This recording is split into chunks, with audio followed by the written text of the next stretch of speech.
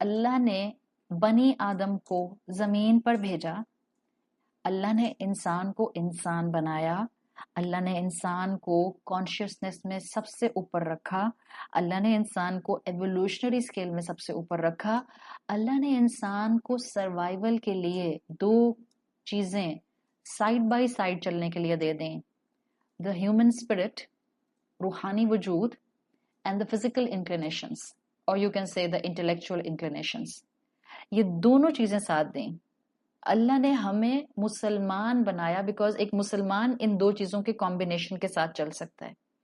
آپ کے ذہن میں اسلام کا نام سن کر دو سورسز آتے ہوں گے علم کے، ڈیفینیٹلی دو سورسز آئیں گے، اور وہ ایک آتا ہے ہمارا اللہ کا کلام، اور دوسرا آتا ہے رسول اللہ صلی اللہ علیہ وسلم کی تعلیمات۔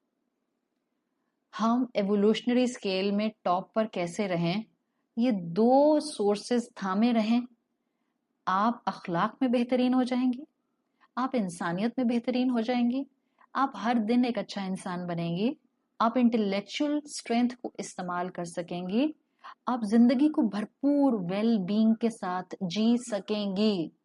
if you will get a good hold, a firm hold on these two sources, Quran and the تعلیمات of رسول اللہ صلی اللہ علیہ وسلم۔ کیوں اللہ تعالیٰ نے یہ دو سورسز دیے ہیں؟ دیکھیں، کوئی بھی چیز، کسی بھی چیز کا مقصد ہوتا ہے نا۔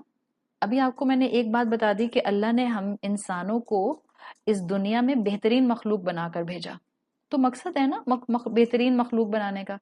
کوئی بھی کام مقصد کے بغیر ہوتا ہے؟ اگر میں آپ سے پوچھوں کیا آپ بغیر مقصد کے کوئی کام کرتے ہیں؟ آپ کہیں ہاں شاید بہت سارے، اور میں کہوں نہیں، انسان زندگی میں مقصد کے بغیر کوئی کام نہیں کرتا۔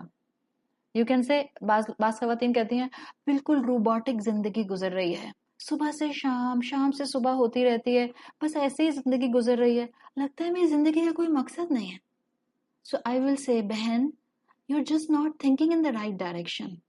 مقصد کے بغیر انسان نہ زندہ ہے، مقصد کے بغیر انسان نہ کوئی کام کرتا ہے، اور مقصد کے بغیر نہ انسان کوئی بات کرتا ہے۔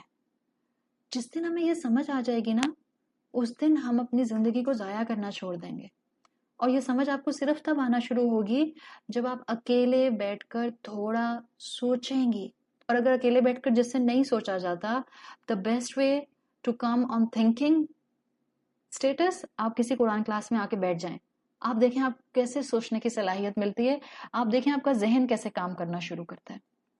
یہ جو اللہ تعالیٰ نے انسان کو دو بہترین علم کے سورسز دیے ہیں، قرآن اور سننا، اس کا مقصد ہے کہ انسان ہر دن اپنے مقصد کو جانے اور انسان اپنی اصلاح کر سکے، انسان بن سکے،